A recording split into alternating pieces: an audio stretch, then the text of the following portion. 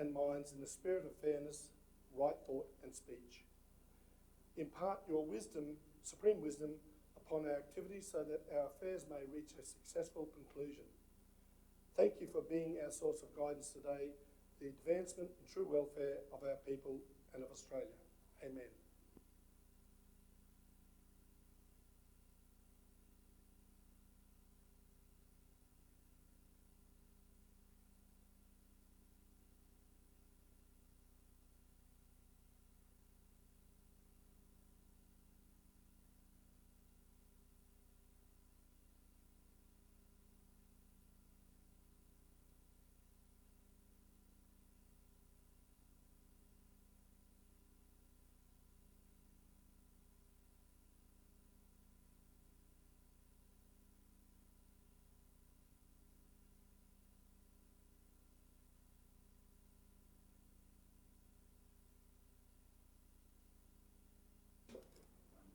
Now, there's no apologies today.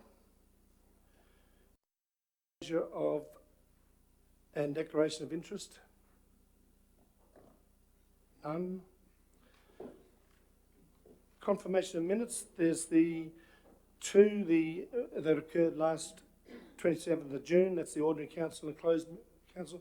Could I have someone to move those, please? Councillor Gray, Councillor Martin. Any councillor find any errors, corrections? Okay, I'll put that. Those in favour? Those against. Thank you. Now, before we go on, I'd like to welcome our new CEO, Susan Law. So thank you very much for coming. And I'm hoping that she'll get around and meet a lot of not only councillors, but all the constituents of the Armidale Regional Council. So, welcome. There's two other matters I'd like to raise is that, before we start, is that there's a 16.2, it's got written down decision, but it's only a information, so it'll be a noting type role. That, and in your agenda, there's no 7.2 written down, but there is a 7.2, so just be aware of that difference. Sorry? It's in the supplementary, yes. And the third thing I'd like to raise is that a few of us have got to go at 6 o'clock this evening, so at about 10, we've got to hasten the meeting up. So let's go on to 7.1, state government funding for Malpas Dam. Could I have a mover and a seconder, please? Councillor Gray, Councillor Widders. Councillor Gray, you want to talk for this?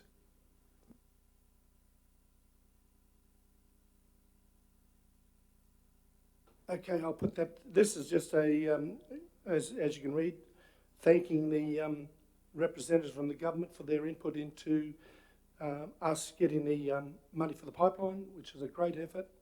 So it's a just an acknowledgement of their efforts. So I'll put that. Those in favour? Those against? Pass unanimously. 7.2 is in the supplementary. And again, just to let you know before I get a mover and seconder, is that this is just purely to clarify the current airport landing fees. Moved by Councillor O'Connor and Councillor Robinson. Councillor O'Connor, you want to speak to it? No, I just want to thank the Mayor for deferring this matter and allowing us to have enough time to deal with the stakeholders in a constructive way. Thank you. Councillor Robinson? Nope. I'll leave it for the moment. Anyone wish to raise a question on it, or is it clear? Otherwise, I'll put to the vote. Those in favour? Those against? Thank you. Now we move on to item 8.1, the removal of the rail bridge at the McLennan Street Viaduct. Councillor Gillespie, Councillor Murat.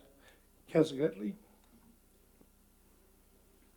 I look at this that it's a bit of a hazard really, and I don't think it's going to take a lot lot of time or money to plonk it next door to it. I think we've got a duty of care as councillors to remove this until such times as it's needed, and then we won't be incurring any injuries or fatalities out of that particular area, which has been a bit of a black spot at present. That's it. Thank you very much.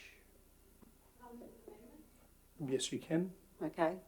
All right, my amendment is that the council writes to the member of the Northern Tablelands, Adam Marshall, and Transport New South Wales seeking a safety audit of the railway viaduct, an evaluation of possible remedies such as raising the bridge.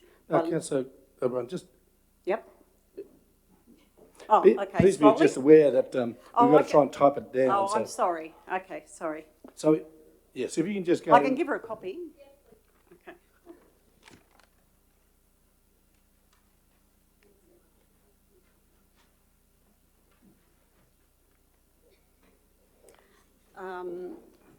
So seeking a safety audit of the railway viaduct and evaluation of possible remedies such as raising the bridge or lowering the pavement to increase the headroom, strike protection beams or apps, or the provision of a level crossing from Niagara to Miller Street. So, yeah.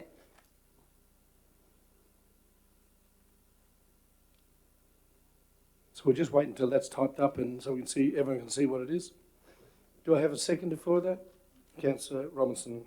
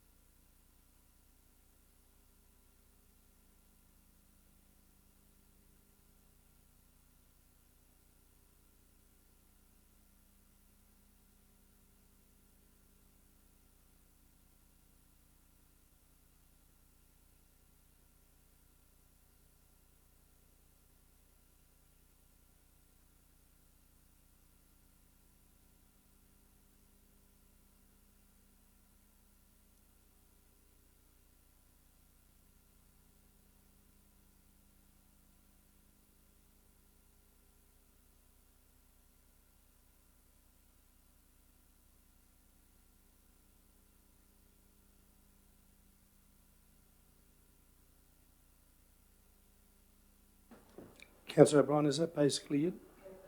Okay, Councillor O'Brien. If this is a safety issue, as the mover has said, and I agree that there is a safety element to this, then it's essential, absolutely essential, that we evaluate, investigate all the possible remedies rather than the first thing that comes into our mind. Moving parts of the rail infrastructure needs an act of Parliament to be closed, and there's no way that we have community consent for this. The Local Government Act 232, subsection B, compels councillors to make considered and well-informed decisions. Subsection D, and it's essential, it compels us to represent the collective interests of the whole community. This petition has 300 to 400 signatures, but the ramifications for this are possibly the closing down of the Great Northern Line. And well over 4,000 people have also signed a petition to ensure that we safeguard and protect this line. Even the Armidale Express on this petition is pretty well 2 to 1 or more to support keeping the viaduct remaining. Other evidence around this issue is, for example, if you Google trucks and collisions with infrastructure, you'll find so many things just even in the Sydney Harbour Tunnel. And that has major ramifications for Sydney. People can't get through, millions of dollars worth of undelivered goods, huge destruction to the infrastructure, but there's never, ever a consideration that the tunnel should be removed because a truck doesn't know how tall it is. These things have to be taken in the wider context. Important infrastructure isn't pulled down without looking at various other remedies for how we can deal with it. To be honest, I have mixed feelings about asking you not to go to the state member, because if you do go to the state member on this, you could make the rail an election issue, and that nothing would make me happier than to make the rail an election issue. So thank you. Councillor Robinson. Thanks. Well, if the bridge is removed for an extended period of time, then people will get used to not having height restrictions. And if putting it back then will make it an awful lot more dangerous than it is now. So that might not be a viable option after all, even though it sounds like a sensible thing in the first place. So the best option really now is to do the safety audit first, and at the same time just look at all the other options, because as Councillor O'Brien has said, there are several different options we could use, as well as raising and lowering the height. We could also look at the strike protection apps or the strike protection poles, the things that former Councillor Richmond called the dangly things that you can hang from two poles just at the beginning of McLennan Street. And certainly my personal preference, if we could had a carte blanche over this, would be to create a route along Niagara Street following the original intended layout of the grid. I've been to the top of Niagara Street and it's pretty much level with the railway, so I don't think it would be a great deal more expensive than the other options, but it really would simplify the routes and avoid awkward detours around McLennan Street. I don't really know the history of this, but I presume the viaduct was built to separate road and rail traffic. And we already have level crossings at Markham Street, Old Inverell Road and Rowlands Road, so maybe this would be a potential option and something that really should be considered at the same time. So let's look at all the options, let's look at the whole safety of this area and see what the best solution is before we just take it out, with the proviso that maybe because of the fact that people get used to not having these height restrictions, it would be far too dangerous to put it back. Thank you. Speaker 4, Councillor O'Connor.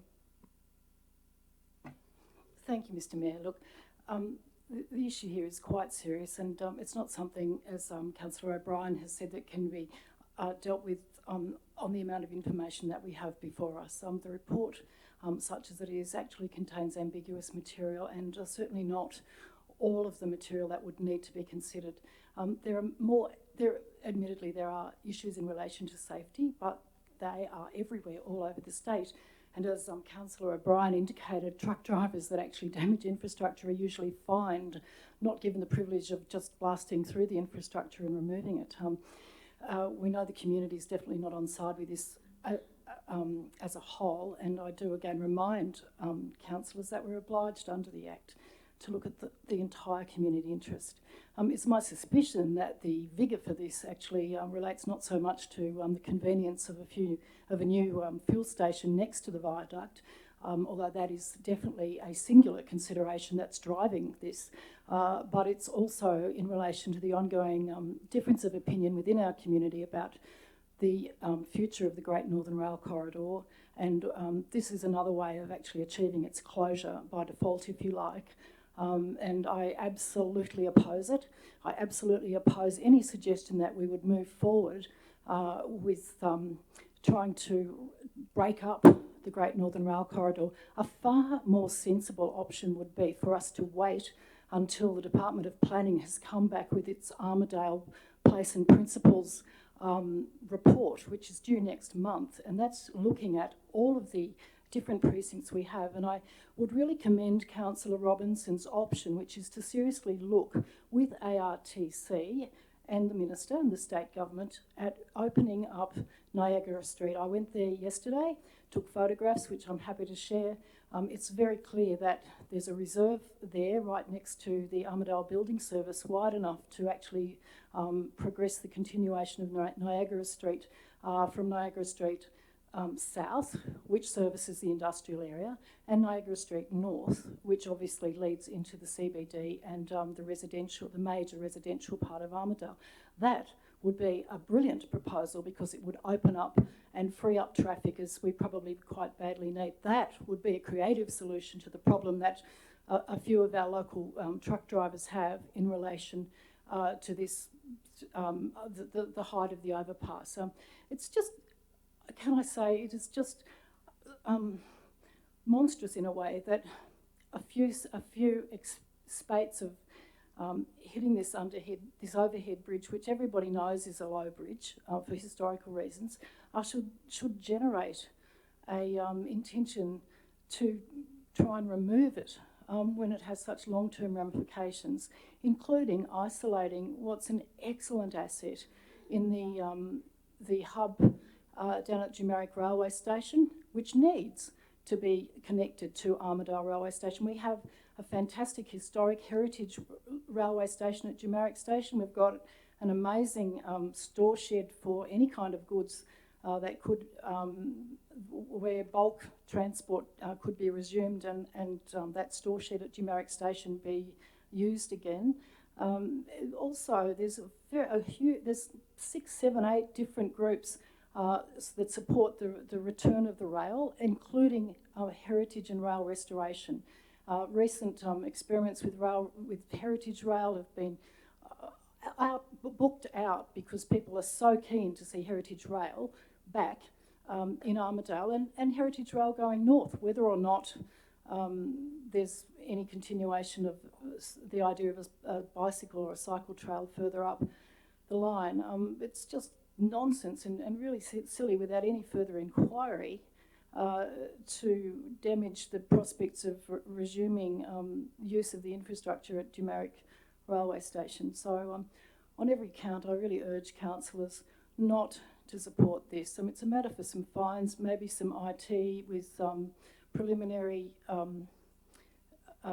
gateways that actually inform truckies of their height problems as they approach the bridge on either side, but ideally looking at an overall safety issue and potentially opening up Niagara Street north and south. Anyone who wishes to speak against the amendment? Okay, I'll put it. Do you want to write a reply? No. Okay, I'll put to the vote. Those in favour of the amendment? For. Those against? The amendment is lost. So going back to the original motion, it was Councillor Morat. Do you wish to speak for the motion? Yes, as someone who's had a lot of experience with head height clearance problems, I feel I'm very well set up to talk about this. It's not just a matter of putting in height warning devices and that sort of thing. It depends on the length of the vehicle, because that underpass is set up in a depression in the ground. You've got the case where you've got the axles are halfway up the slope on one side and halfway up the slope on the other side, which is causing issues. The truck might only be 3.6 metres high and thinks you can get under the bridge. And the only way to fix that in the short term is to remove that bridge. It's not taking away, it's not closing the Northern Railway line. I've already been told there's a number of bridges on that line that's going to need replacing anyway, so this is just going to add another one to it that is already there and just needs to be popped back into place. So for the safety of the community, that bridge is sitting on brick abutments that if it ever took a big knock, bricks can fall apart. So there is a major safety issue. An audit or any other rectification methods could take a fair period of time. So the quicker we can remove this bridge and store it safely, the better I feel. Anyone wish to speak for the motion? Against the motion? Councillor Witters? Yep.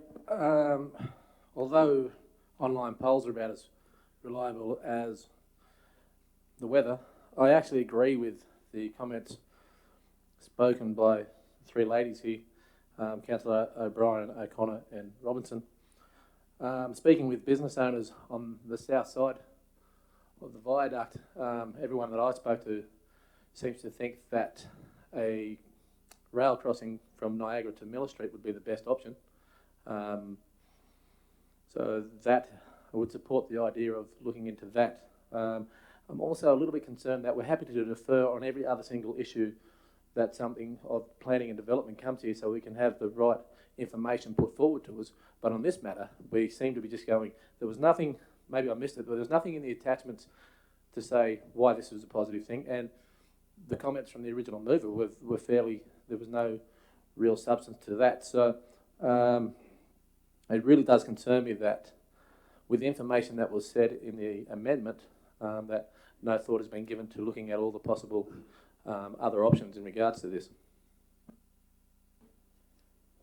Speaker 4. Yes, Councillor Gray. I would just like to add to what's been said by fellow councillors Gallatley and Murat, and also addressing some of the concerns of Councillor Witters, and that is that there is, unfortunately, I think things in the past that haven't been done to ensure the safety at this viaduct, such as signage, etc. At the end of the day, this is not going to be a decision for council as to whether this is removed or not. It will eventually be the state government that does make that decision. So for that reason, I would support the motion for the removal to go to state government for them to then decide. A speaker against? If not, Councillor Robinson. All I'm suggesting is that we really do need to look at all options at this time, and if we do it now, then it's probably better than doing it later. While we've got it on the agenda, why not look at all options, or certainly why not write to our MPs and Transport for New South Wales to look at all options? It just makes so much sense to do it now. Speaker 4. If not, Councillor Gallatley, you want to reply?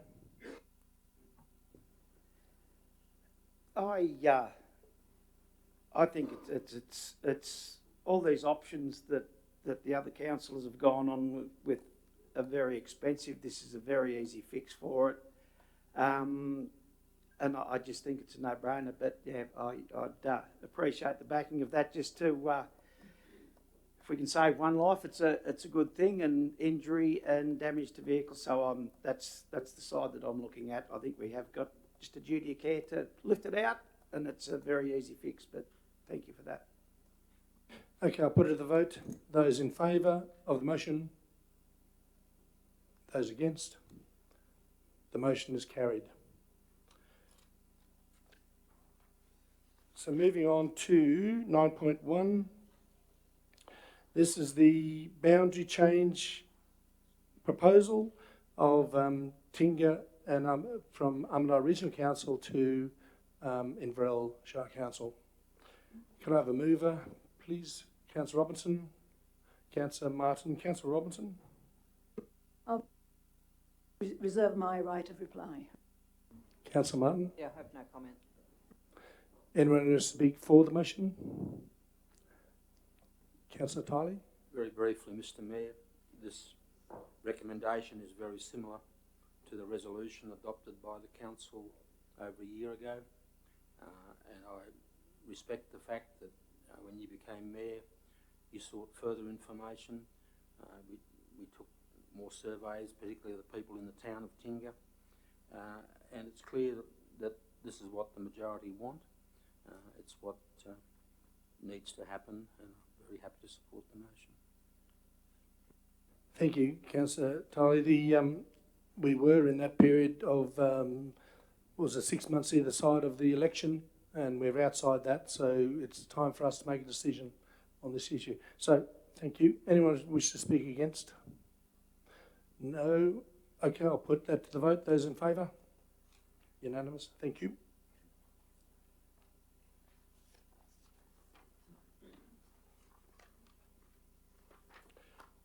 Item 11.1, Armidale Airport landing fees waiver for Little Wings.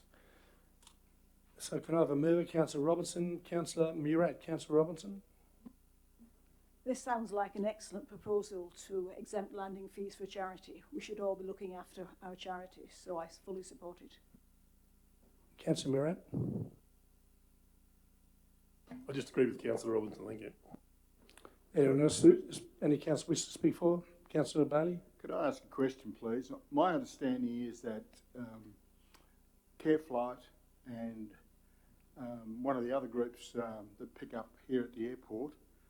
Careflight is not a not-for-profit, it's a private company, and so is the other one that uses the airport. I can't remember, but it's a baby transporter. So I understand this group is not-for-profit, and I'm happy to support it, but I think we've got to be mindful that companies like Careflight and the others are for-profit companies and charge the state government a large amount of money for their service, and I don't necessarily believe we should be waiving fees for them. Yeah, thank you, Councillor Bailey, but we are dealing with this item, so I'll stick to that. Any we speak against? Otherwise, I'll put it to the vote. Those in favour? Unanimous. Thank you. 11.2, this is the transfer of part of the reserve at the Guyra Golf Club to Armidale Regional Council, as in those 5 points. A mover and a seconder, please. Councillor Morat, Councillor Martin. Councillor Morat. No comment, thank you. I just reserve my right to reply. Councillor Martin. No comment either, thank you. Anyone wish to speak for this motion? Against? Otherwise, I'll put it to the vote. Those in favour? Unanimous.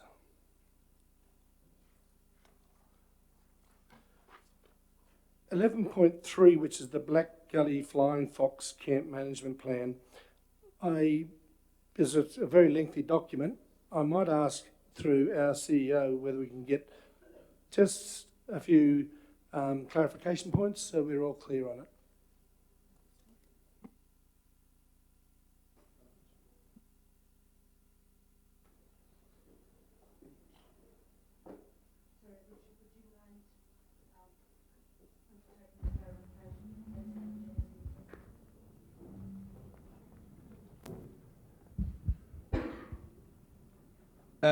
So what were we wanting clarification on, sorry?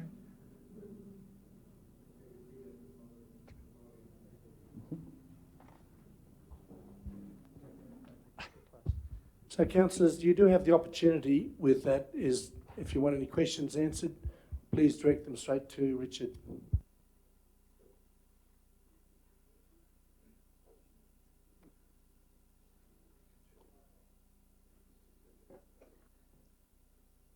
Councillor O'Connor.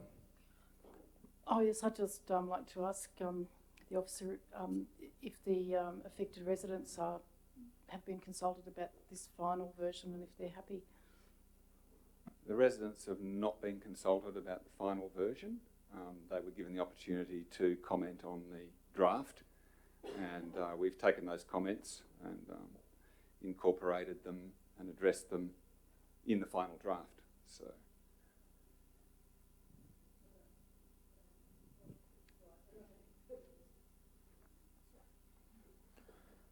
Any other questions? Yeah, I got one. And it would be, Councillor Widders. I suppose I missed it again, but it would be remiss of me not to ask a question in regards to money, as I have done for the last couple of council meetings, on where the $50,000 will be coming out of. Thank you. Okay, well, a budget was approved last year for $50,000 to assist the affected residents. So that's not a budget for this financial year. It's for the last financial year, for this financial year's operational fund. So. Any other questions? Yep. Councillor Gardner-Letley. This is a long-term thing. This 50,000, will that cover the next couple of years? If we're successful with this, do we have an update with Black Gully? Do we keep doing work on Black Gully to keep it to the state of what we're trying to get it into, to make it so not quite so appealing to these flying foxes there? The budget was specifically, well, for two things. One was to assist with the tree removals as part of the creation of the buffer, which will occur when we get a licence through OEH to begin that work. So that's a second level management action that we would want to have completed before spring.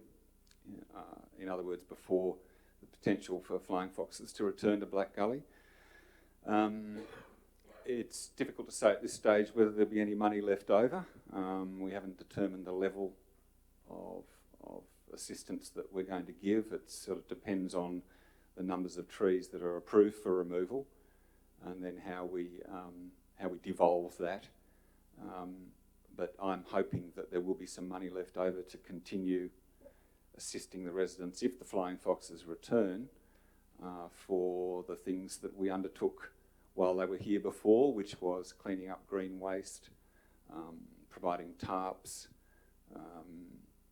removing dead bodies, flying fox bodies that is, and hopefully we can maintain some funds for some weed control in the gully, say this time next year. But if we use all the money to assist the residents in the short term, well, we'll just simply put it that we maybe need some more if required. Any other questions? No, thank you very much, Richard. Appreciate that. Okay, can I have a mover and a second, please? Councillor Gray, Councillor Martin. Councillor Gray. I'd like to just acknowledge the amount of work that's gone into this management plan, and I think well done. It's a good plan. It's something that is looking after to the best a best balance between the flying foxes and the residents, etc. So well done, and I fully support this plan. Councillor Martin. Yeah, no comment. Thank you. Anyone wish to speak for the motion? Councillor Tiley. Mr Mayor, whilst I support the motion, I caution the council and the community that this is not going to solve the problem. These flying foxes, which were bred here in Black Gully last year, will return to breed in Black Gully. That's what flying foxes do. And you've got to break that cycle. While ever there's some trees remaining there, they will come back and they'll nest in close, and we won't solve the problem. What we will do, in all probability, is transfer the problem to somewhere else in the locality. But having said that, we have to try, and this is the first step, but I don't think this is the end of the matter by any means. And once September comes and they return, you can't do anything until they disperse the following April when they're young or weaned. That's my experience from Maclean, the home of flying foxes. So I just thought I'd share that with you. Thank you. Councillor Tyler, thank you. We should have had you on the expert panel. Anyone wish to speak against the motion? If not, right reply or no? I'll put that to the vote. Those in favour? Carried.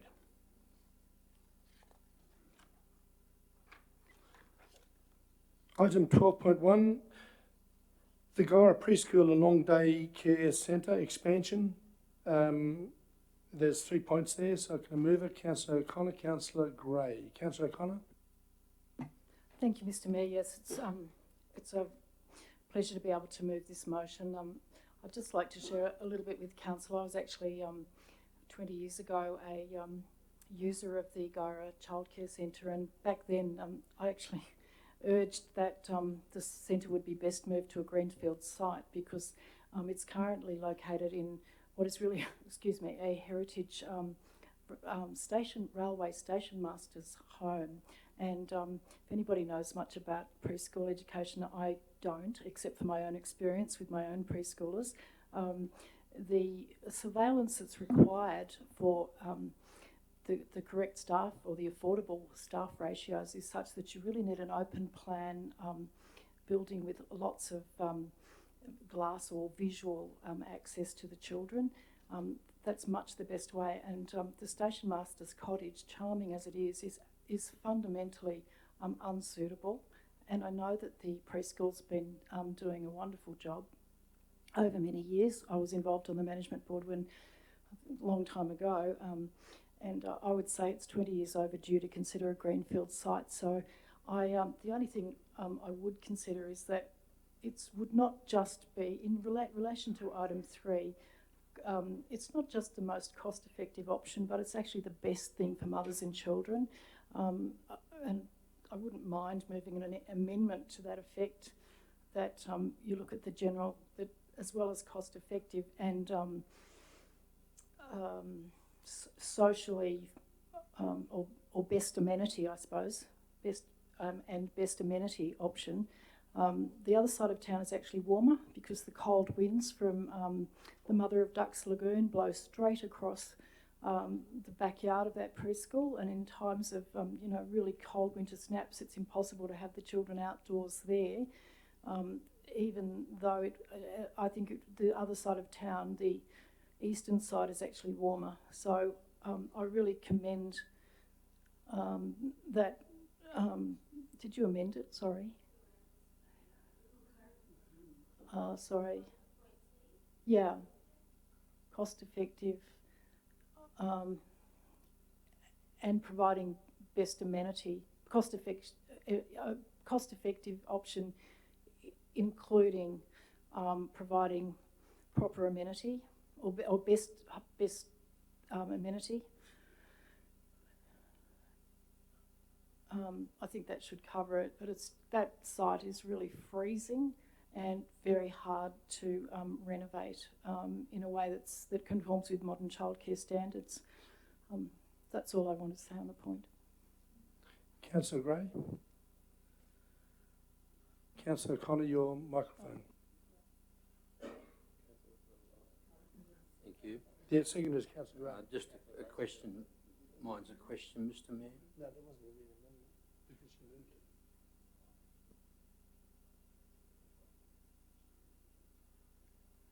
it. Mr. Councillor Mayor, a Tom? question in relation to part 3. Have our staff spoken with the 2 current funding providers about their attitude in the event that we decided to move to a greenfield site? Our CEO. I think Mark may be able to assist. Thank you, Councillor Tarnley. I believe, we've got Greg and Amanda both here who have been dealing with this in quite some detail, and if it's all right with Madam CEO and Mr. Mayor, we could ask them to come up and perhaps give an overview of the discussions to date with both the funders, as well as cover off some of the matters that have been raised by Councillor O'Connor.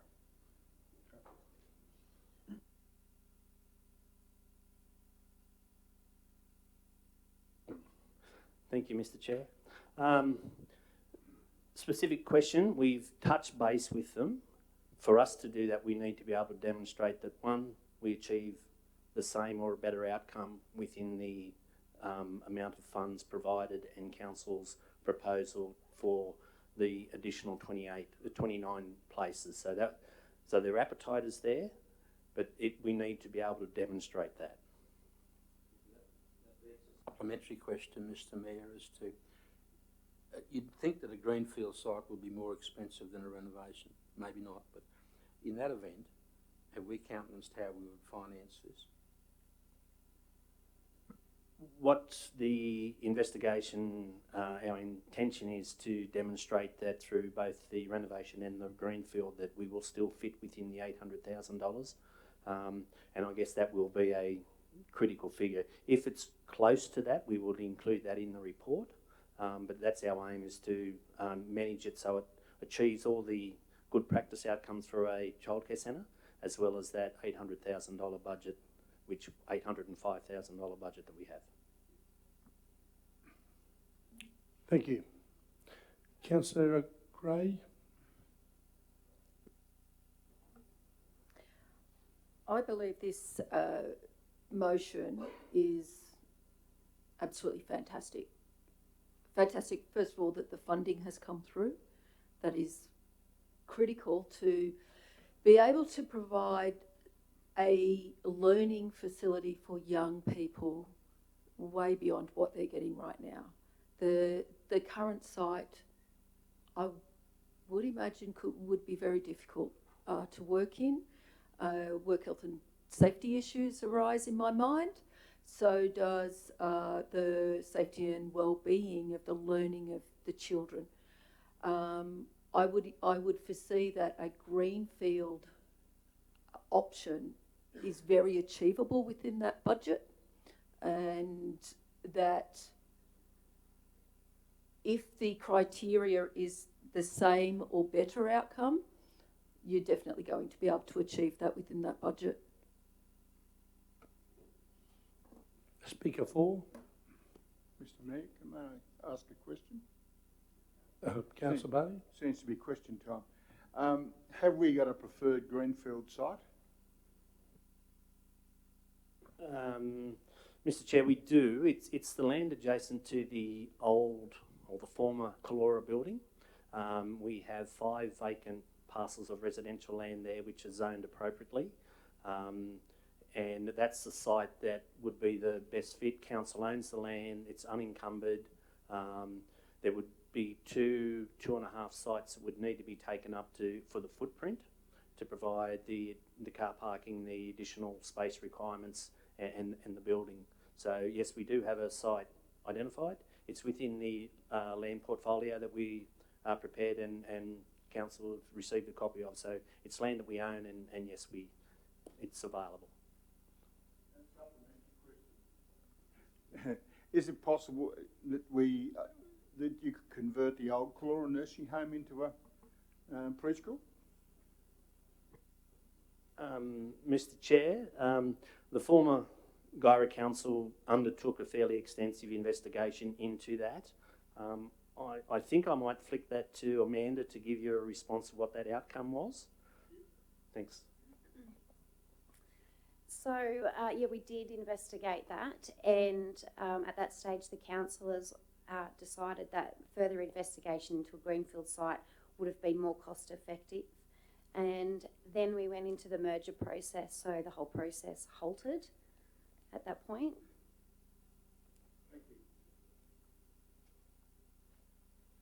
Councillor Gray, I forgot to ask, are you happy with that amendment?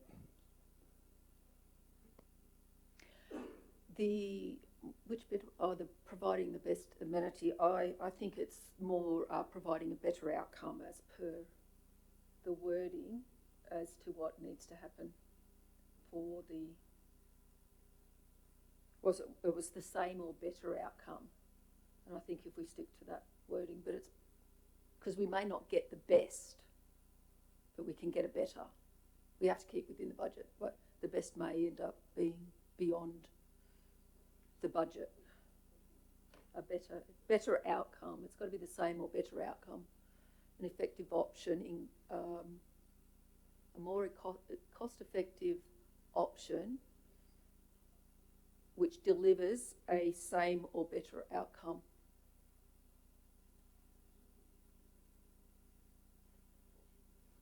So you want to change the wording to include after option, which provides the same or better outcome. If that's the language that is required for the funding bodies. Councillor O'Connor, are you happy with that change?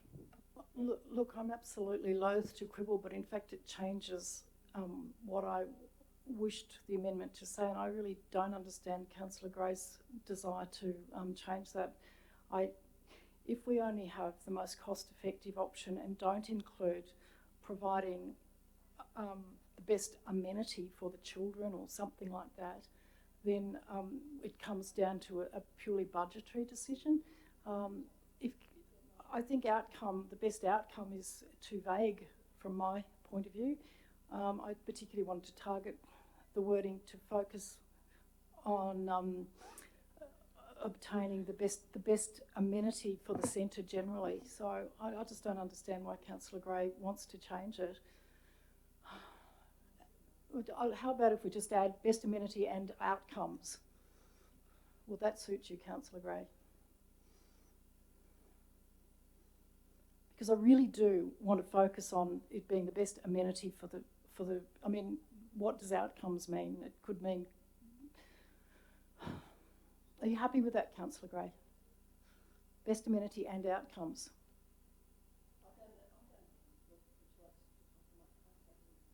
Sorry?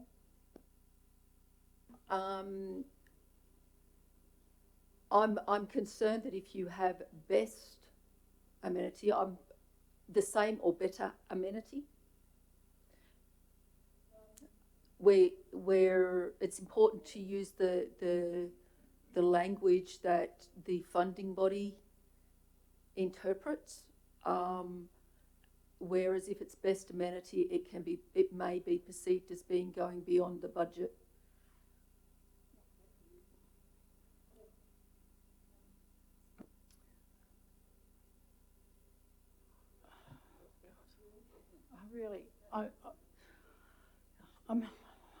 Thanks, Mr. Councillor Tyler. Our intention is quite clear. We're close together. But if Councillor Gray is not happy, she can withdraw her seconding, and I'm happy to second it. Councillor Gray, you happy to withdraw your seconding? So, Councillor Tyler, you happy with the as seconded? Right.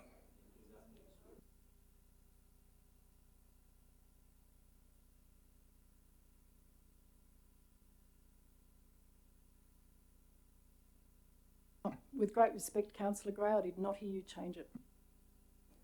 Let's not get into pedantics. Councillors, Just for clarification, what is up there right now, same or better amenity, is what I agreed to. Yes, okay. Which is why I was confused as to why I was asked to withdraw. So I'll reverse that back that Councillor Gray is the seconder, since you both came to an agreement. That is fine. So now we've had both speak. Is there a speaker for the motion? A speaker against? Otherwise, I'll put that to the vote. Those in favour? Carried.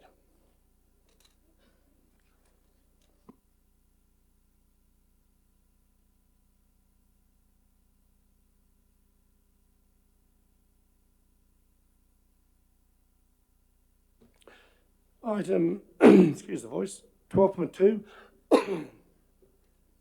plan of management for the new Calora property. There's in three parts, basically, as outlined. Can I have a mover or a second? Councillor Murat, Councillor Tyler, Councillor Murat. No thanks, I reserve my right to reply, but just as it goes through.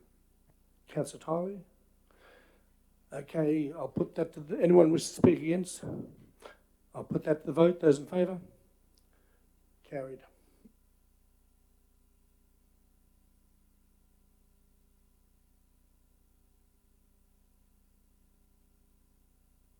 Now, to aid the process, I'm proposing that items 13.1, which is the cash investment report, item 13.3, which is the status report on the Council Implementation Fund, and the two committee reports, because they're information only, to be treated in globo. And item 13.2 to be treated separately. So I'll ask for a mover for that, for all three. Councillor Tyler, Councillor Witters. Those in favour? Passed. Okay, item 13. Mr Mayor, as part of the Englobo, before we move on to the next item, I know Councillor Gray's raised it, I've raised it numerous times. Can we please try and get a monthly financial report, and could the CEO give us an undertaking that by next council meeting we will get a monthly budget as where we're at and where it's happening? Yeah, so Councillor Bailey, I believe with the oncoming FCO, that will be occurring. That's good, Mr Mayor. Item 13.2, which is the Kempsey to Armidale Road. I'd like, before we move and second that, just to get through our CEO, to get our Chief Engineer to give a brief outline of where we're up to on that, please.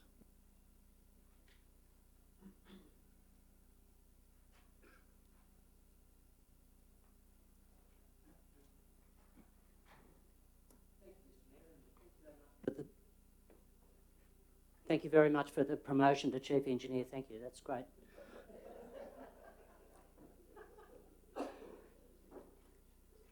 Councillors, with we've received a terrific letter of support from Kempsey Shire Council following a meeting that we held in Lower Creek, and this letter basically says that they are right behind us. They want to be involved in a joint submission to the Roads Minister, and so the recommendation basically just says that we acknowledge that letter, and I'll certainly let them know that it was appreciated.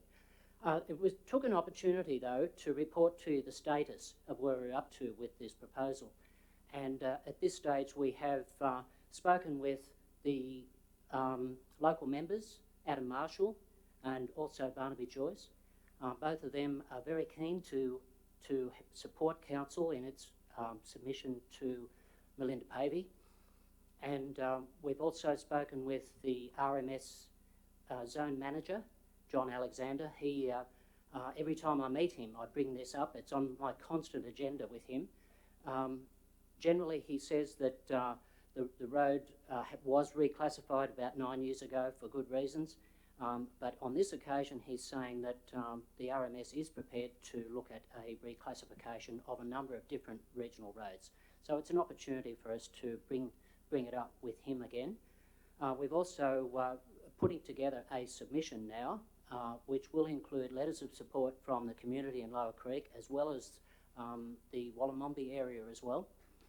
We're putting together a letter of support, which has already been drafted, and also looking at putting together a engineer's report on the road, which has been commissioned but isn't completed yet. So when those things are done, we will be contacting Melinda Pavey's office and the other local members who offered their support, inviting them to a meeting at Lower Creek with representatives from both councils attending to try to put pressure on the Roads Minister to review that reclassification of that main road. Your microphone. Any councillor wish to ask a question for clarification? Councillor Tiley. I'd like to move a motion, Mr Mayor, if I may, if you're ready. I seek to strengthen the motion that's put before us today. I think this is a very important matter. I move in two parts that Kempsey Shire Council be thanked for its support letter. That Kempsey Shire Council be thanked for its support letter.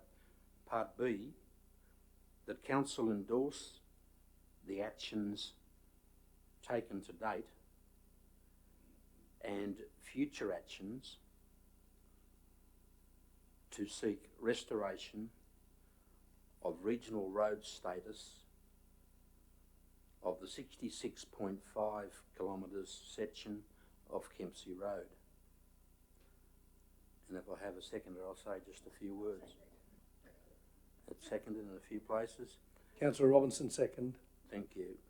Mr Mayor, we don't live with rose-coloured glasses on, and I well remember back in 2009 when right across the state the government wiped out regional roads and returned them to local roads. I think it will take an excellent case to reverse that, but we must try. I'm a pessimist in relation to this matter. I think that probably we're swimming against the tide in some respects, because very few roads in the last 9 years have been reclassified to my knowledge. But let's give it our best shot. Let's strongly endorse what our staff are doing, and that's why I've tried to strengthen the motion. Thank you, Mr Mayor. Thank you, Councillor Tiley. Councillor, before we end, I'd just like to ask if there's, before we ask Rob, any other questions to Rob? Sorry, Councillor O'Connor. Oh, thank you. Yes, Mr Shaw, attending the meeting down at Lower Creek, it was apparent to me at least that some of the expectations expressed down there were a little bit unrealistic in terms of the topography and the kind of road that was being aspired to by especially some of the primary producers down there. My question is, can we have a further discussion on this? Because in fact we had that meeting down there and then there's been no, to my knowledge, no further discussion with councillors about the scope of the works down there. so I would very much appreciate an ongoing dialogue between yourself and your staff and the governing body in relation to that. Thank you, Councillor O'Connor, and through you, Mr. Mayor. I'd be very happy to give Council a briefing on this at a future workshop. I think that's probably the easiest way. Thank you. Okay, Councillor Robertson. I just fully support what Councillor Tiley says, and it's a great initiative. Anyone wish to speak for the motion? Okay, just before I put it up, yes, I've already thanked the Kempsey Mayor for their efforts in supporting us. It's been a terrific outcome, and I thank our staff for doing a lot of the legwork in conjunction with the staff from Kempsey Shire. This hasn't been just a one-way street, it's been both councils working together. And I think that is a very good outcome. So if there's no one to speak against the motion, otherwise I'll put the motion. Those in favour? Thank you.